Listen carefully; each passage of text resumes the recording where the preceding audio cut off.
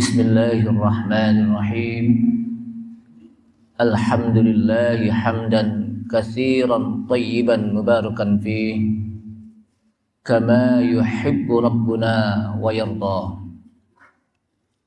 Ashhadu an la ilaha illallah wahdahu la syarika lah wa la na'budu illa iyyah. Wa ashhadu anna Muhammadan 'abduhu wa rasuluhu la nabiyya ba'dah. Allahumma salli wa sallim ala nabiyyina al-karim Sayyidina Muhammad ibn Abdillah wa ala alihi wa sahbihi wa tabi'ihim wa man tabi'ahum bi ihsanin ila yaumil qiyamah. Amma ba'du, qala Allah ta'ala fi kitabihil karim wa huwa asdaqul qailin. Ya ayyuhalladzina amanu taqullaha haqqa tuqatih wa la tamutunna illa wa antum muslimun. Ya ayyuhalladzina amanu taqullaha wa qulu qawlan sadida yuslih lakum a'malakum wa yaghfir lakum dhunubakum. Wa man yuti'illaha wa rasulahu faqad faza fawzan 'azima. Wa qala Rasulullah sallallahu alaihi wasallam fa inna asdaqal hadithi kitabullah ta'ala wa khairal huda huda Muhammadin sallallahu alaihi wasallam wa syarral umuri muhdatsatuha wa kullu muhdatsatin bid'ah wa kullu bid'atin dhalalah wa kullu dhalalatin finnar. Rabbi shrah li sadri wa yassir li amri wahlul 'uqdatam min lisani yafqahu qawli. Subhanaka la ilma lana illa ma 'allamtana innaka antal alimul hakim. Rabbi zidni ilma warzuqni fahma wa la hawla wa la quwwata illa billahil aliyyil azim. Allahumma ati nufusana taqwaha wa zakkiha anta khairu man zakkaha anta waliyuha wa maulaha. Rabbana atina fid dunya hasanah wa fil akhirati hasanah wa qina adzabannar.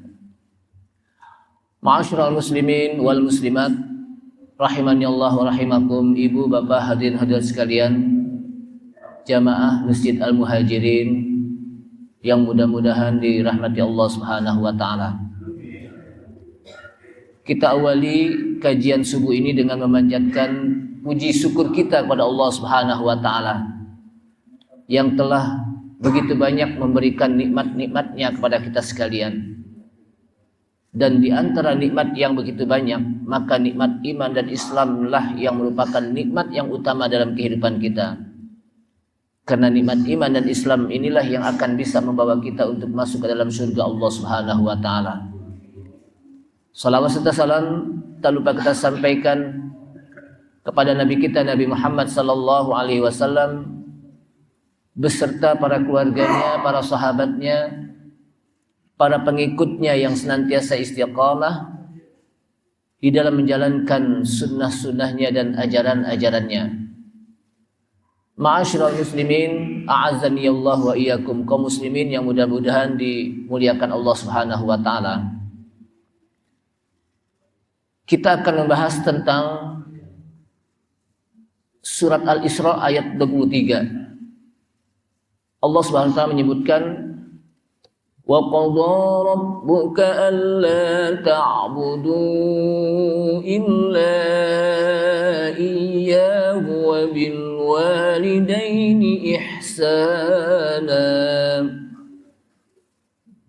imma yablughanna 'indaka al-kibara ahaduhuma aw kilahuma fala taqul lahumā uffin wa la tanharhumā wa qul lahumā qawlan karīmā. واخفض لهما جناح الذل من الرحمة وقل رب ارحمهما كما ربياني صغيرا وقضى ربك dan Tuhan kalian, Tuhan kamu, kata Allah SWT dalam ayat ini, qadha bisa diartikan al-amru, perintah, atau wasa, berwasiat. Tuhan kamu telah memerintahkan kepadamu, Rabb kamu telah berwasiat kepadamu. Wasiatnya adalah alla ta'budu illa iyah. Janganlah kalian beribadah, janganlah kalian menyembah illa iyah, kecuali kepadanya. Wabil walidaini ihsana, dan dengan kedua orang tua ihsana, hendaknya berbuat baik. Jamaah sekalian, wa qadha rabbuka, satu wasiat yang disampaikan oleh Allah Subhanahu wa taala kepada Nabi kita Nabi Muhammad sallallahu alaihi wasallam, karena Al-Qur'an turun kepada Nabi kita Nabi Muhammad sallallahu alaihi wasallam melalui malaikat Jibril. Satu pesan, satu perintah dari Allah Subhanahu wa taala. Kemudian kata-kata Rabbuka itu menggunakan kata ka. Kalau kita belajar bahasa Arab, kata gantinya domirnya ka, anta, Tuhan kamu, yaitu Nabi Muhammad SAW. Tapi setelah itu Allah Subhanahu wa taala menyebutkan alla ta'budu, jangan kalian, pakai antum, alla ta'budu. Karena ada an, maka hurufnya jazam, jadi nunnya hilang, asal katanya ta'buduna. Ini kalau kita belajar bahasa Arab. Jadi karena ada an menjadi apa? Harfu jazmin, maka menjadi apa?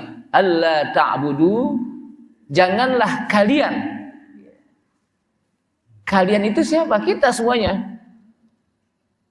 Beribadah, janganlah kalian menyembah illa iyah, kecuali hanya kepadanya. Di sini menyebutkan illa iyah. Padahal kalimat itu bisa alla ta'budu illallah. Tapi illa iyah. Kita lihat di dalam ayat Al-Quran di surat Al-Fatihah, iyyaka na'budu wa iyyaka nasta'in. Kepadamulah ya Allah na'budu, kami beribadah, dan kepadamulah ya Allah nasta'in, kami minta pertolongan. Nah, sebetulnya kalimat itu bisa dipakai dengan kata na'buduka wa nasta'inuka. Maf'ulnya belakangan. Kami beribadah kepadamu dan kami minta tolong kepadamu. Tapi justru sini maf'ulnya diduluin, didahulukan, iyyaka na'budu. Ini menjelaskan kepada kita agar kita beribadah hanya kepadanya. Kata Ibnu Katsir dalam tafsir Ibnu Katsir menyebutkan agar kita beribadah hanya kepadanya, tidak kepada yang lainnya. Yang kedua, lil hasr, dibatasi bahwa ibadah itu hanya kepada Allah Subhanahu wa taala, tidak kepada yang lainnya. Sehingga kata-kata iyyaka itu diulang-ulang. Nah, di dalam surah Al-Fatihah apa? Iyyaka na'budu wa iyyaka nasta'in. Padahal bisa saja iyyaka na'budu wa nasta'in. Tapi diulang-ulang. Maka kata Ibnu Katsir lil ihtimam, agar orang punya perhatian terhadap apa yang disembah, bahwa yang disembah itu hanya semata-mata kepada Allah Subhanahu wa taala. Jadi inilah kadang-kadang ada rahasia-rahasia kata-kata Al-Qur'an, kalimat Al-Qur'an yang Allah Subhanahu wa taala sampaikan. Alla ta'budu illa iyah, janganlah kalian beribadah illa iyah, kecuali kepadanya. Nah, di sini pertama la ta'budu, nafyun. Kemudian illa iyah, isbat. Karena memang di dalam kalimat la ilaha illallah. Jadi alla ta'budu illa iyah itu sebetulnya apa? La ilaha illallah. Tidaklah ada yang diibadahi, tidak ada yang berhak untuk disembah illa iyah, illallah, kecuali hanya Allah. Kalimat tauhid yang disebut dengan la ilaha illallah. La ilaha illallah itu kalimatul tauhid, atau juga disebut dengan kalimatul haqq, kalimat yang hak, yang benar. Kadang juga disebut dengan al kalimatul ulya, kalimat yang tinggi. La ilaha illallah. Dan disebutkan dalam hadis, man qala akhiru kalamihi la ilaha illallah dakhala al jannah. Man qala akhiru kalamihi la ilaha illallah dakhala al jannah.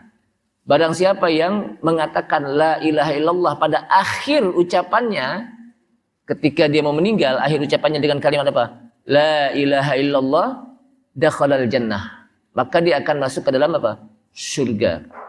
Karena disebutkan bahwa salah satu ciri-ciri tanda-tanda orang yang meninggalnya husnul khotimah, saat akhir hayatnya dia mengucapkan la ilaha illallah. Dan ucapan la ilaha illallah, ucapan yang disebutkan oleh Rasulullah SAW, jaddidu imanakum bila ilaha illallah. Perbaharuilah iman kamu dengan kalimat la ilaha illallah. Artinya sering-sering kita mengucapkan kalimat la ilaha illallah. Kemudian kalimat la ilaha illallah itu kita amalkan dalam kehidupan kita dengan cara beribadahlah hanya kepada Allah Subhanahu wa taala. Itu amalan dari kalimat tauhid la ilaha illallah. Kenapa? Karena la ilaha illallah tidak ada yang berhak untuk diibadahi, tidak ada yang pantas untuk diibadahi illallah, kecuali hanya Allah. Nah, ketika kita mengatakan la ilaha, di situ ada an-nafyu, menafikan seluruh ibadah-ibadah, menafikan sembahan-sembahan yang lain, menafikan sembahan terhadap berhala, menafikan sembahan-sembahan terhadap makhluk. Kemudian kita isbatkan, kita tetapkan illallah, kecuali Allah yang kita sembah. Kenapa? Karena berapa banyak orang yang di samping dia beribadah kepada Allah Subhanahu wa taala, tapi juga dia beribadah kepada selain Allah Subhanahu wa taala. Bukan berarti kalau hari Jumat dia sholat Jumat, kalau dia hari Minggu atau hari Ahad dia ke gereja, bukan itu maksudnya. Maksudnya adalah dia beribadah kepada Allah Subhanahu wa taala, dia sholat,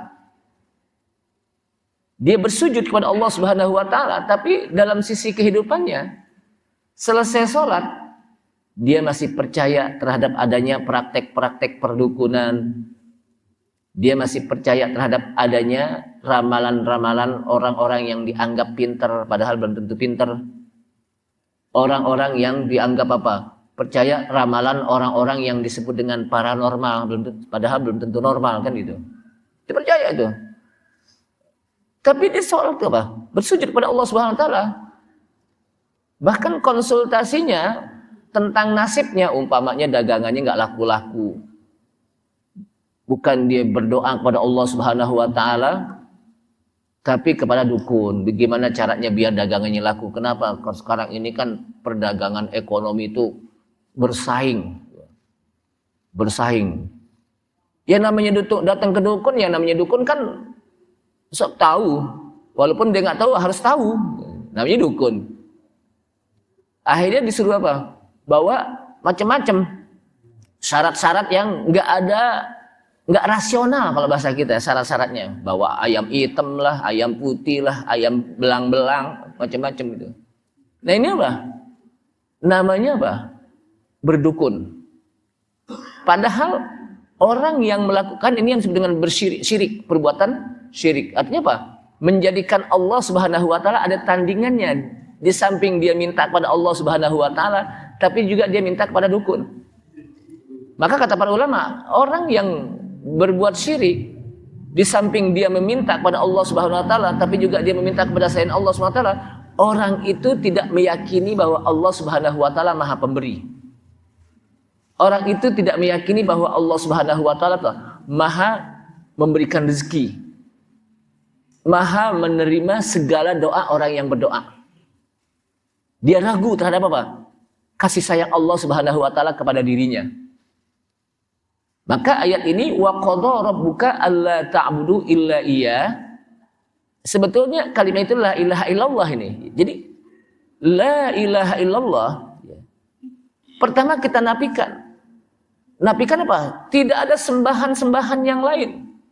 Membatalkan sembahan-sembahan berupa berhala, sembahan-sembahan yang disembah apa? Sembahan-sembahan kepada makhluk illallah, kecuali yang kita sembah illallah, kita tetapkan. Yang disebut dengan isbat, penetapan bahwa yang kita sembah illallah hanya Allah Subhanahu wa taala. Maka kata para ulama, ketika kita menyebut la ilaha illallah itu ada dua rukun. Kalau sholat kan ada rukunnya ya. Berapa rukun sholat? Ya, ada yang mengatakan 13, ada yang mengatakan 17, tergantung tomak ninahnya itu pakai dan atau masih apa? Berdiri sendiri. Gitu. Ruku dan tomak ninah gitu. Atau i'tidal dan tomak ninah. Jadi tomak ninah itu termasuk bagian dari rukun apa? Sholat. Karena berapa banyak orang yang sholat terburu-buru. Kalau terburu-buru berarti dia tidak ada tomak ninahnya. Kalau nggak ada tomak ninahnya berarti sholatnya apa? Nggak diterima oleh Allah SWT. Kenapa? Karena dia bagian dari rukun sholat. Sholatnya cepat banget. Allahu Akbar, sami Allahu liman hamidah. Makmum baru baca apa? Subhana rabbiyal a'la, udah Allahu Akbar lagi dia. Jadi harus tomak ninah dulu, tenang. Gitu. Nah inilah yang disebutkan oleh Rasulullah Sallallahu Alaihi Wasallam. Aswa'un nas alladhi yasriku fis shalah. Seburuk-buruk manusia, sejelek-jelek manusia adalah mereka yang mencuri di dalam sholatnya. Kemudian mendengar ini para sahabat ada yang tanya, ya Rasulullah, kaifa yasriku fis shalah? Bagaimana dia bisa mencuri di dalam sholat? Kan lagi sholat, masa bisa mencuri? Kalau di luar sholat sih bisa. Pulang sholat, keluar dari masjid, dilihat ada sendal cakep, dipindahin ke kakinya, dipindahin doang ke kakinya gitu ya. Nah, itu namanya apa? Mencuri. Tapi bagaimana cara mencurinya dalam sholat? Kaifa yasriku fis shalah, kata sahabat tersebut. Bagaimana dia bisa mencuri dalam sholat? Apa kata Rasulullah SAW? Alladzi la yutimmur ruku' walas sujud. Orang tersebut ruku' dan sujudnya enggak sempurna. Yang dimaksud enggak sempurna apa? Cepat-cepat. Kalau orang Betawi bilang apa? Kayak capung apa? Cebok. Pernah enggak lihat capung cebok? Cepat banget, langsung terbang. Gitu. Kan artinya apa? Enggak sampai apa. Cuman titik langsung gitu. Itu capung cebok gitu. Jamaah sekalian, wa qadha rabbuka alla ta'budu illa iyyah. Jadi la ilaha illallah itu ada dua rukun. Jadi kalau sholat itu ada rukun, maka kalimat tauhid la ilaha illallah juga ada dua rukun. Rukun yang pertama, an-nafyu, menafikan sembahan-sembahan selain Allah SWT. Membatalkan sembahan-sembahan selain Allah. Mengingkari sembahan selain Allah. Kemudian diisbatkan, ditetapkan. Siapa yang harus kita sembah? Illallah. Kecuali hanya Allah. Dan itulah kalimat iyyaka na'budu wa iyyaka nasta'in. Kepadamu ya Allah na'budu, kami beribadah, wa iyyaka nasta'in, dan kepadamu ya Allah kami minta pertolongan. Artinya kalau kita beribadah kepada Allah SWT, maka berdoa pun kepada Allah SWT. Salah satu implementasi dari meminta itu adalah dengan kita berdoa. Karena disebutkan oleh para ulama, doa itu merupakan afdalul ibadah. Doa itu merupakan ibadah yang paling utama. Kenapa? Karena ketika seorang itu sedang berdoa, orang itu memperlihatkan dirinya kepada Allah Subhanahu wa taala, butuh kepada Allah Subhanahu wa taala. Jadi orang yang lagi berdoa itu memperlihatkan dirinya itu apa? Butuh kepada Allah Subhanahu wa taala, tidak butuh kepada makhluk. Dan Allah Subhanahu wa taala sangat suka ketika hambanya butuh kepadanya, tidak kepada yang lainnya. Maka dalam setiap ibadah pasti di sana ada unsur-unsur doa. Apa saja itu ibadah pasti apa? Ada doanya. Kita sholat ada doanya. Ada nggak doanya? Apalagi kalau kita lagi sujud, diperintahkan apa? Fa'aksiru bid-doa, banyakin apa? Doa. Tapi kalau kita sholat sendiri, atau kalau kita tahiyat tasyahud akhir nih, kita diperintahkan apa? Juga berdoa. Karena di sujud atau di tasyahud akhir, ya, dalam sholat kita, itu waktul ijabah. Kalau kita mau perbanyak doa, ya tentunya doa apa? Sholat sendiri. Kalau sholat jadi imam, berdoa, sujudnya lama banget. Tasyahudnya lama banget. Terakhir nih makmum pada, nih imam kapan rukunya sih? Kapan salamnya nih? Dari tadi apa? Ya, artinya apa? Kalau kita apa? Jadi imam harus bijaksana dan bijaksini. Jadi bukan hanya bijaksana saja. Artinya apa? Karena bisa jadi ada makmum yang di belakang kita dia punya hajat, lagi terburu-buru karena mengejar ada urusan, atau ada yang ingin dikerjakan, atau macam-macam. Ya. Sehingga imam ini harus tahu psikologi sosialnya masyarakat. Gitu. Jangan sampai dia jadi imam, makmumnya itu apa? Ngedumel, nih imam lama banget nih. Siapa sih jadi imam? Oh si Anu. Akhirnya apa? Ditandain deh. Pokoknya kalau si Anu jadi imam, ya udah deh. Nah ini apa? Harus bijaksana dan bijaksini kalau jadi imam. Apa? Kenapa? Karena kita apa? Nggak tahu di antara makmum itu ada yang punya hajat, ada yang ingin apa? Mengejar sesuatu yang harus dikerjakan dan sebagainya. Gitu. Ya. Makanya Mu'adz bin Jabal dalam sebuah riwayat hadis, beliau pernah sholat mengimami masyarakat jamaah dengan ayat yang begitu panjang. Kemudian Mu'adz bin Jabal apa? Kalau bahasa kita dikomplain oleh jamaah, ini Mu'adz bin Jabal apa? Panjang banget. Akhirnya para sahabat ngadu sama Rasulullah SAW. Dipanggillah Mu'adz bin Jabal. Mu'adz, atakunu fattanan, apakah engkau akan membuat fitnah? Cukup kamu melaksanakan sholat, waktu itu ada yang mengatakan zuhur dan asar atau isya. Ya. Cukup kamu membaca surat, disebutkan dalam apa? Wasyamsi wadduhaha. Ayat pertama. Ayat kedua, wallaili idza yaghsha. Ya. Jadi pertama apa? Wasyamsi wadduhaha. Yang kedua, wallaili idza yaghsha. Dari hadis ini menjelaskan, ya, ini standar nih bacaan ini. Kalau baca Al-Baqarah sama Al-Imran, waduh, luar biasa. Padahal Rasulullah pernah lagi sholat apa? Baca surat Al-Baqarah. Rakaat keduanya surat An-Nisa. Ibnu Abbas di belakang ini ngikutin nih. Salat malam ngeliatin. Aku berharap, ya jadi rakaat pertama apa? Baca Al-Baqarah. Kata Ibnu Mas'ud, aku berharap Rasulullah ini kalau sudah apa? Di akhir ayat nih, amanar Rasul bima, itu sudah apa? Di tengah-tengahnya lah gitu. Dia ruku. Ternyata diterusin terus sampai akhir surat. Kemudian apa? Masuk ke rakaat yang kedua, bacaan Nisa. Dan Ibnu Mas'ud mengatakan, saya berharap nih Rasulullah ruku. Ternyata enggak, sampai 12 habis surat An-Nisa, bayangkan itu. Jadi dua rakaat itu apa? Pertama Al-Baqarah, yang kedua apa? Rakaat kedua An-Nisa. Di sini ada enggak yang begitu nih? Rakaat pertama Al-Baqarah, tarawih. Rakaat kedua An-Nisa. Bubar kali besok ya. Bisa, An-Nisa, udah bubar. Tapi itulah apa? Kenapa? Karena Rasulullah sholat di rumahnya sendiri. Cuman Ibnu Mas'ud ingin mengetahui bagaimana tata cara sholat Rasulullah SAW. Nah disinilah para sahabat itu kadang melihat mereka mengamati bagaimana ibadahnya Rasulullah SAW sih. Gitu. Diamati, diperhatikan betul. Jamaah sekalian, kalau dilihat dari ayat ini, dari apa yang disampaikan oleh hadis, menjelaskan kalau kita sholat di dalam membaca ayat atau surat, itu yang terbaik adalah tertibus surah, sesuai dengan susunan urutan ayat, urutan surat. Kenapa? Karena seringkali Rasulullah mengajarkan di dalam hadisnya itu seperti Idul Adha atau Idul Fitri. Bacalah Sabbihisma al-a'la. Rakaat yang kedua, hal ataka al-ghasyiyah. Gitu.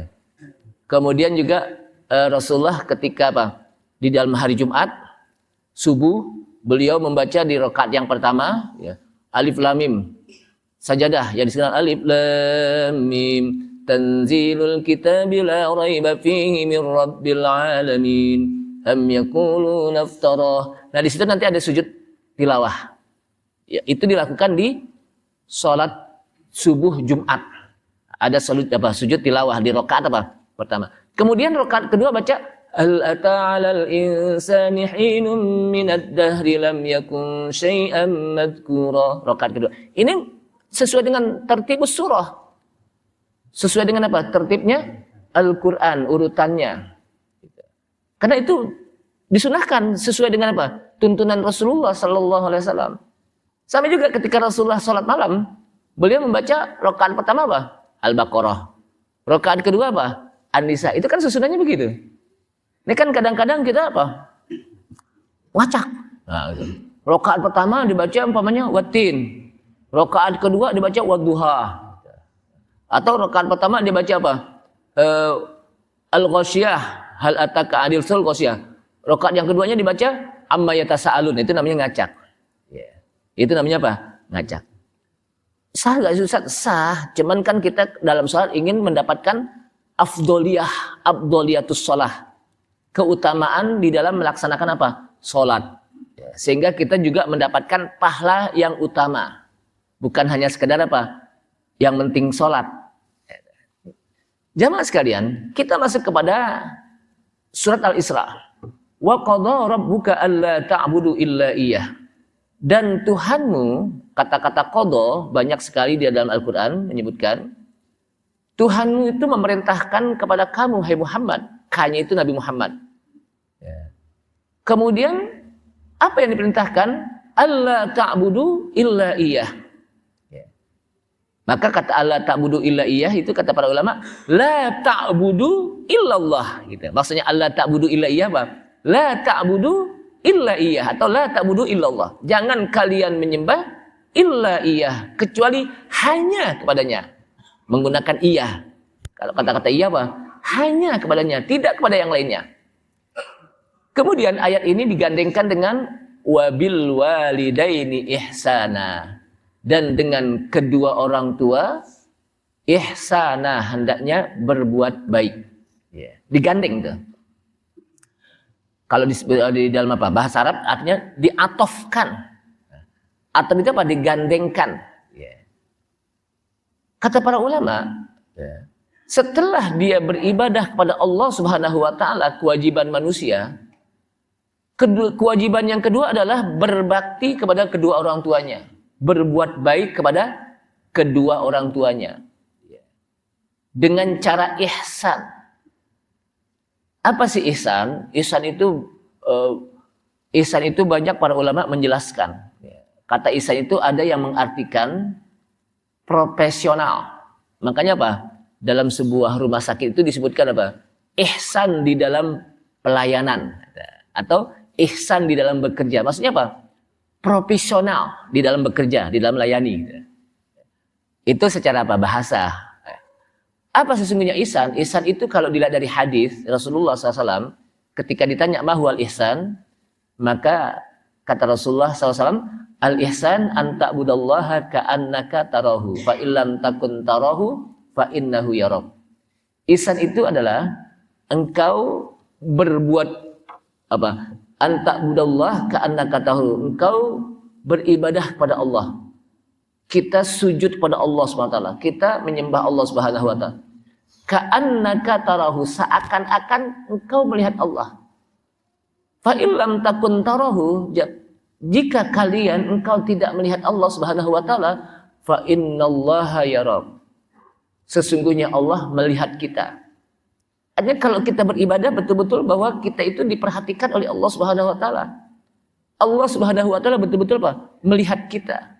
Sedang memonitor kita. Sedang apa? Mengawasi kita dalam ibadah.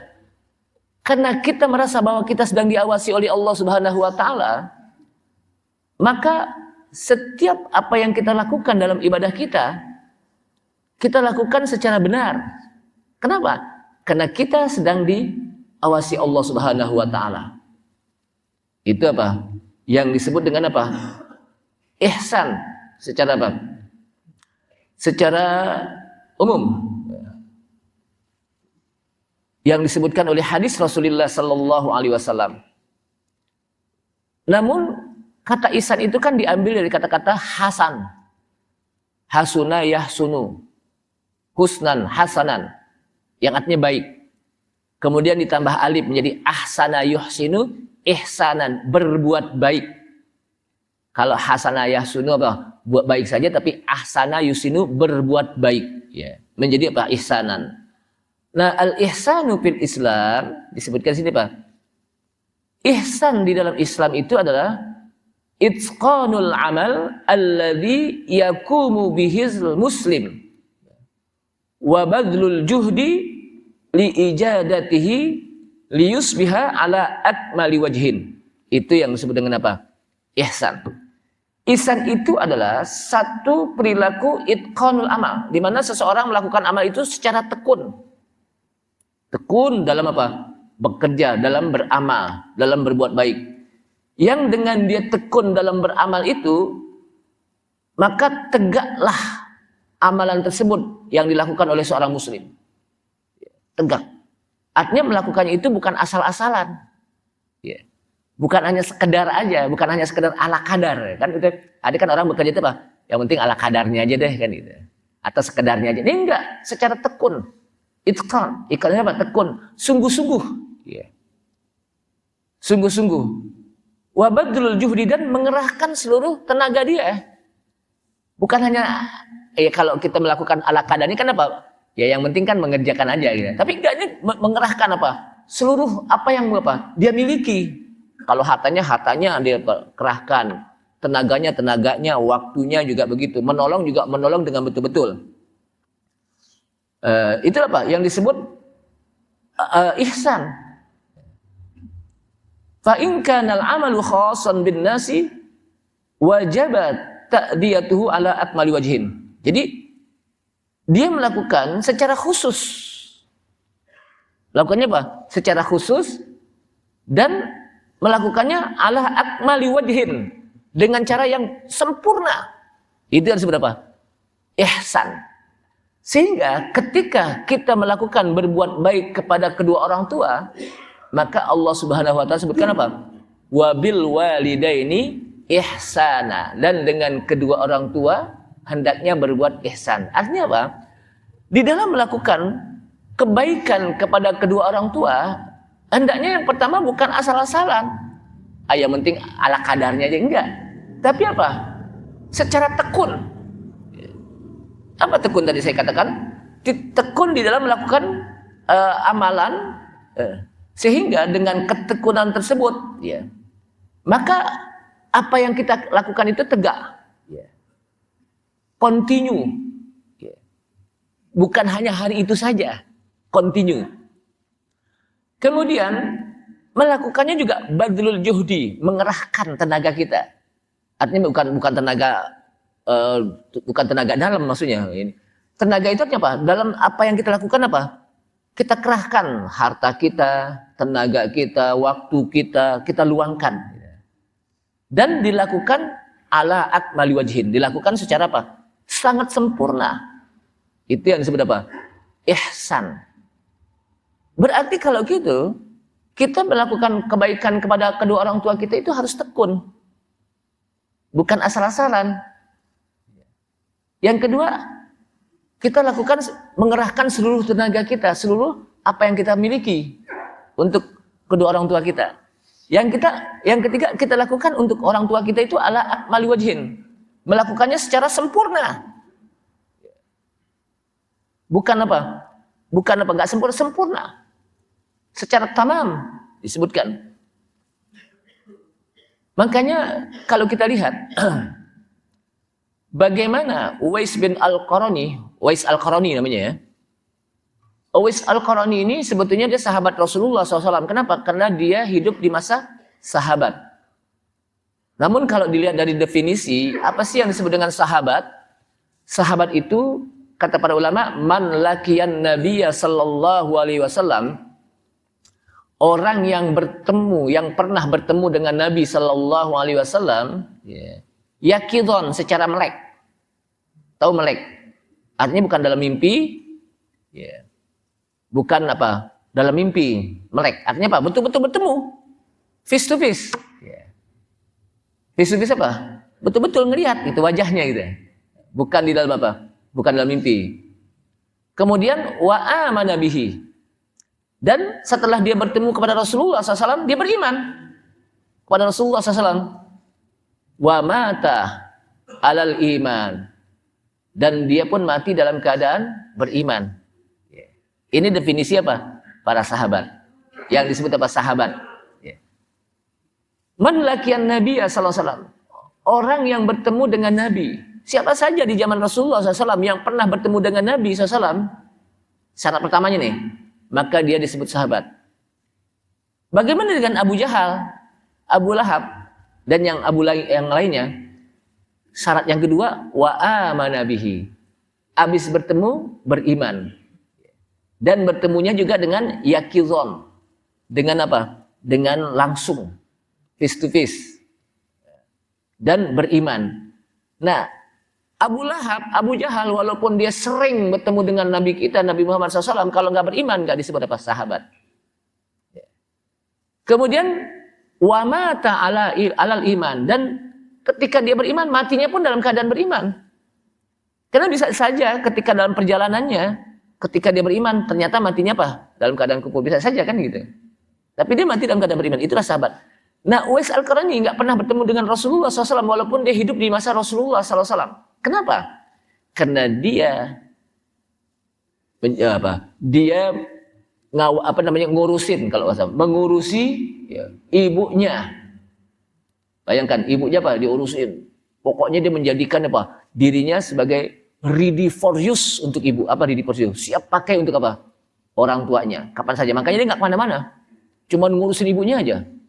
Nyari duit, terus apa? Ngurusin lagi itu. Sampai dia menjadi orang yang alim, ulama, memiliki karamah. Dan dia ketika berdoa pun diterima oleh Allah SWT. Kenapa? Berkat baktinya dia kepada ibunya. Makanya kata Rasulullah SAW kepada Umar, Umar, kalau nanti kamu bertemu dengan yang namanya Uwais Al-Qarani, minta didoakan. Kenapa? Karena doanya makbul. Bayangkan tuh. Umar, siapa yang nggak kenal Umar? Umar bin Khattab radhiyallahu anhu, salah seorang sahabat Nabi yang menjadi khalifah kedua, yang disebutkan khalifah yang termulia setelah Abu Bakar As-Siddiq adalah apa? Umar bin Khattab. Khalifah yang berani untuk memberikan apa? Usulan kepada Rasulullah SAW pada saat dimana Islam ketika berdakwah secara sembunyi-sembunyi. Jadi sebelum Umar bin Khattab masuk Islam nih, Rasulullah SAW dengan para sahabat itu ketika berdakwah itu secara apa? Sirrian, ad-dakwah fis sirri. Berdakwah secara sembunyi-sembunyi. Kenapa? Karena belum banyak. Tapi ketika Umar bin Khattab beriman, masuk Islam, kemudian saat itu juga Umar bin Khattab mengatakan, ya Rasulullah, bukankah kita dalam kebenaran? Bukankah kita alal haq, kita berada di atas kebenaran? Kenapa kau diam-diam? Kata Rasulullah, sabar, tenang. Kata Umar, udah kita apa? Kita dakwah secara jahrian. Apa jahrian itu? Terang-terangan, nggak usah penyembunyi lagi, terang-terangan gitu. Kenapa? Karena Umar udah tahu bagaimana apa? Akibat dari terang-terangan. Kenapa? Karena Umar apa? Banyak yang takutin gitu. Dan itulah doa dari Rasulullah, Allahumma a'izzal islama bi umaraini. Ya Allah, muliakanlah Islam dengan sebab dua orang yang namanya Umar. Ternyata Allah SWT memilih yang namanya Umar bin Khattab. Ya. Allah SWT memilih yang namanya Pak Umar bin Khattab. Jamaah sekalian, wabil walidaini ihsana, dan dengan kedua orang tua hendaknya dia apa? Berbuat ihsan. Ya. Ini sudah mau masuk surga. Namun sebelum saya tutup ya, karena perlu juga diingatkan nih bahwa kita ini sekarang sudah memasuki 10 pertama dari bulan Zulhijjah. Ya, yang disebutkan oleh Rasulullah sallallahu alaihi wasallam bahwa 10 pertama dari bulan Dzulhijjah ini adalah hari-hari yang terbaik dalam satu tahun. Di dunia ini apa? Adalah 10 yang pertama dari bulan Dzulhijjah. Ya. Dalilnya mana? Sebelum tutup nih ya. Dalilnya adalah disebutkan dalam hadis, "Ma min ayyamin al-amalus shalih fihinna ahabbu ilallahi min hadhil ashar, min hadhil ayyam." Tidak ada hari-hari al-amalus soleh fihinna yang seseorang dia beramal soleh, beramal soleh, berbuat baik, beribadah, ahabbu ilallah, kecuali Allah sangat suka, Allah sangat cinta kepada orang tersebut melakukannya apa? Di hari-hari tersebut, min hadhil ayam, dari hari 10 ini, dari hari-hari ini. Apa yang dimaksud dengan min hadhil ayam? Kemudian ayyamul ashr, yakni 10 hari pertama dari bulan Dzulhijjah. Sampai para sahabat bertanya, walal jihad ya Rasulullah, termasuk jihadkah? Ketika orang berjihad, maka hari ini ketika orang beramal itu lebih utama ketimbang apa? Dibandingkan dengan orang yang berjihad. Walal jihad, termasuk jihad. Tetap orang yang beramal di hari 10 pertama ini apa? Lebih utama. Illa, ada exceptionnya, ada pengecualiannya. Illa kharaja rajulun binafsihi wa malihi walam yarji bidzalika min syai'in. Kecuali seseorang yang keluar dari rumahnya binafsihi, dengan membawa jiwa raganya, wa malihi, dan dia dengan membawa hartanya, walam yarji bidzalika min syai'in, dan setelah itu dia tidak balik lagi pulang ke rumah. Kenapa? Karena hartanya habis, dirinya pun apa? Meninggal, jiwa raganya apa? Meninggal. Ini yang dikenal dengan apa? Mati syahid. Artinya dalam hadis ini bahwa pahala mati syahid tidak ada tandingannya. Pahala mati syahid apa? Tidak tandingannya. Artinya kalau kita lihat 10 yang pertama dari bulan Dzulhijjah ini merupakan ahabbu ilallah. Hari-hari yang dimana Allah sangat suka ketika seorang hamba untuk melakukan amalan soleh. Sampai di antara ulama berbeda apa? Mereka berbeda pendapat tentang ayyuhuma afdalu, mana yang lebih utama? 10 yang pertama dari bulan Dzulhijjah atau 10 yang terakhir dari bulan Ramadan? Maka yang pertama mengatakan ya 10 terakhir dari bulan Ramadan. Karena di situ ada malam qadar di malamnya. Yang itu malam yang diijabahkan doa seorang hamba. Apalagi di situ bulan Ramadan adalah Sayyidul Syuhur. Pemimpin bulan-bulan apa? Bulan Ramadan. Dan di situ juga diturunkannya Al-Qur'an, sehingga apa? Itulah hari yang utama. Sebagian lagi mengatakan tidak. 10 yang pertama dari bulan Dzulhijjah. Kenapa? Karena Rasulullah SAW mengatakan, ma min ayyamin al-amalus soleh fihinna ahabbu ilallah. Tidak ada hari-hari yang ketika seorang beramal soleh di hari tersebut ahabbu ilallah, Allah sangat suka. Jadi kalau Allah sangat suka di hari tersebut, berarti itu adalah hari yang utama. Di samping juga Allah SWT menyebutkan dalam surat Wal-Fajr, wal fajri wa layalin ashr wasyaf'i wal watr, demi waktu fajar, wa layalin ashr, dan demi waktu 10 hari di bulan Dzulhijjah. walayalin asyr itu apa? 10 hari di bulan Dzulhijjah. Ini menandakan apa? Kalau Allah Subhanahu wa taala bersumpah, pasti di sana ada rahasia yang tersimpan bahwa itu memiliki keutamaan. Wasyaf'i wal watr. Wasyaf'i wal watr itu disebutkan oleh Ibnu Katsir Yaumu Arafah, Yaumun Nahar. Yaumu Arafah itu tanggal 9. Yaumu Arafah tanggal apa? 9. Kemudian Yaumun Nahar tanggal 10. Nahar itu yaumu di mana kita menyembelih binatang ternak. Jadi masing-masing ulama itu apa? Berbeda pendapat. Namun ada yang menengahi di antara dua pendapat ini. Kalau untuk siangnya, maka 10 yang pertama dari bulan Dzulhijjah ini apa? Utama. Kalau untuk malamnya, 10 yang terakhir dari bulan Ramadan itu utama. Tapi paling tidak dua-duanya kita jadikan hari yang utama. Sehingga di 10 yang pertama ini, di bulan Dzulhijjah ini, jangan kita lalaikan. Ya, kita beramal soleh. Maka dalam hadis yang khusus disebutkan fa'aksiru bitakbiri wat tahlili wat tahmid wat tasbih gitu. Maka perbanyaklah takbir. Makanya dulu enggak Pak, kalau dilihat ya, para sahabat itu kalau takbir Allahu Akbar Allah itu dari awal 10 Pak, Dzulhijjah itu Pak, dari tanggal 1 Dzulhijjah udah takbir. Kan kadang ada orang takbir itu cuma di malam takbiran aja kan nih. Malam takbiran gitu. Allahu Akbar. Tapi di hari lain enggak. Padahal dari awal itu, ya paling tidak ada takbiran juga yang di Yaum Arafah subuh. Jadi kalau untuk Idul Adha itu di subuh hari Arafah itu sudah mulai takbir. Jadi bukan di malam takbiran saja, bahkan besoknya lagi juga takbir. Bahkan setelah itu juga apa? Takbir setiap sholat. Itu yang dikenal dengan apa? Takbir muqayyad.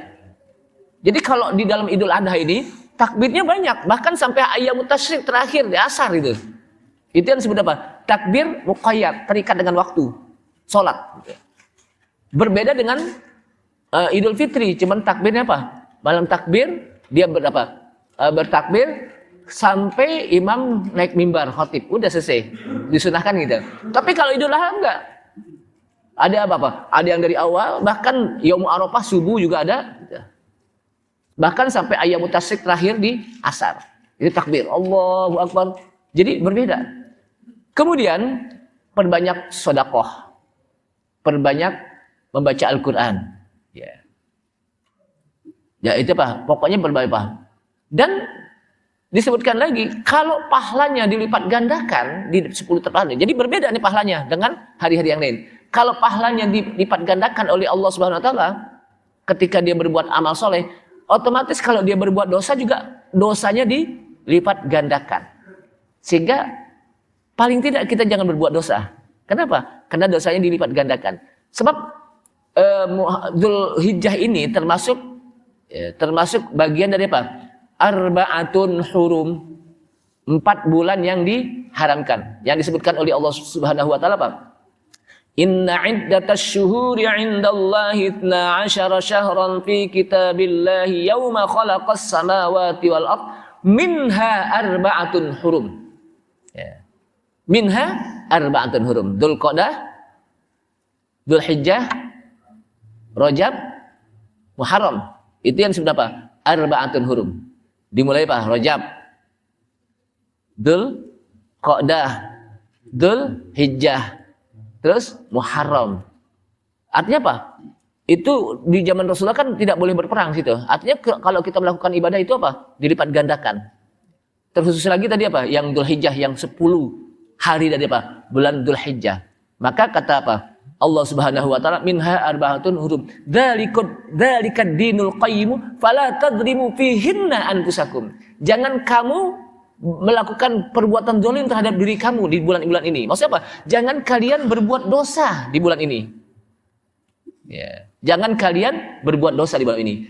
Ini saja mudah-mudahan bermanfaat. Kayaknya sudah masuk suruk ya. Ini kacanya yang riben atau gimana nih? Jadi kelihatannya masih mendung aja gitu. Apa masih pagi? Riben. Jadi kaca juga masih pagi. Apa masih subuh? Kenapa? Agak gelap-gelap dikit gitu ya. Ini saja, mudah-mudahan bermanfaat. Kita tutup dengan kafaratul majlis. Subhanakallahumma hamdika asyhadu an la ilaha illa anta astaghfiruka wa atubu ilaik. Wassalamualaikum warahmatullahi wabarakatuh.